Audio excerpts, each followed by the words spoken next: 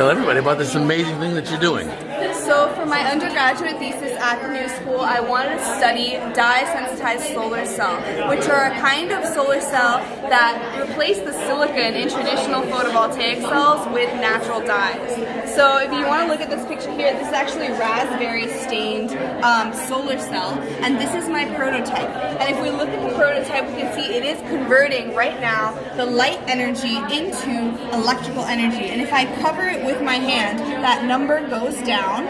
And if I light it up with some more light, that number will go up as it is able to convert more light energy into electrical energy. And what's really advantageous about the natural dye cell is that you can make it at your house. You don't need to have a manufacturing plant. You don't need to have a silicon mine. You just need a hot plate or a stovetop.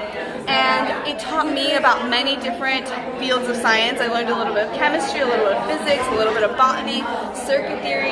And what's amazing about them, in my opinion, is that because they're harnessed plants, like a plant in the corner of the room, it can absorb sunlight. Whereas the photovoltaic often needs a motor to follow the light directly, the path of the sunlight. Right. So this actually outperforms it in indirect light, which is why architects and designers have started using it for indoor applications like stained glass windows. So this, for example, Yes. is a beautiful piece of pretty much quasi-art. Exactly. It is a functional art piece, but also it generates electricity from the sun.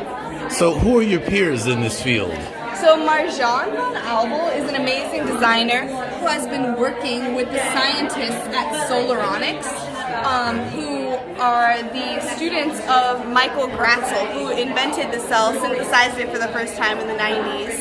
And so, again, in America, not a lot of research is being done on natural dye cells, but there is a community of DIY solar kind of hacktivist artists. And in Europe, there is much more of a community, and in India as well, as far as I know. Well, this is pretty darn wonderful. Thank you so much, Ana. Thank you so much for featuring me.